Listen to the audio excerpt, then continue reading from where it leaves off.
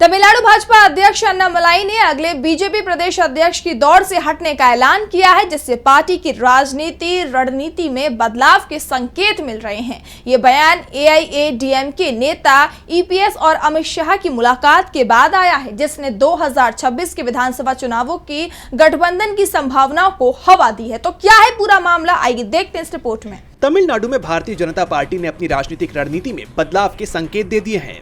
ये सवाल तब उठा जब राज्य भाजपा अध्यक्ष के अन्नामलाई, जिन्होंने अपनी आक्रामक राजनीति से पार्टी को लोकप्रिय बनाने में अहम भूमिका निभाई, उन्होंने 4 अप्रैल को कहा कि मैं अगले राज्य इकाई प्रमुख के पद की दौड़ में नहीं हूं, मैं नए राज्य अध्यक्ष के पद की दौड़ में नहीं हूं, मैं किसी झगड़े के लिए तैयार नहीं हूं और इस रेस में शामिल नहीं हूं। ये बयान एआईएडीएमके महासचिव के पलानीस्वामी और केंद्रीय गृह मंत्री अमित शाह की हालिया मुलाकात के बाद आया है, जिसने 2026 के विधानसभा चुनावों के लिए भाजपा और एआईएडीएमके गठबंधन की संभावनाओं को बल दिया है।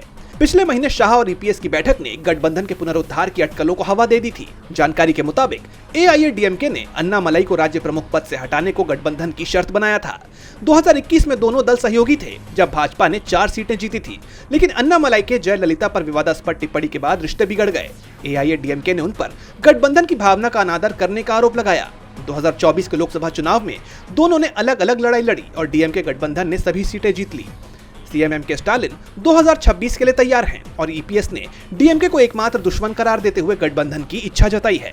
लेकिन भाजपा के 3 भाषा फॉर्मूला और वक्फ बिल जैसे मुद्दों पर अड़े रहने से एआईएडीएमके को संदेह है। विश्लेषकों का मानना है कि यह गठजोड़ भाजपा की अन्नामलाई के नेतृत्व में बनी बढ़त को कमजोर कर सकता है, जो इसे डीएमके एआईएडीएमके का विकल्प बनाने की कोशिश में थे।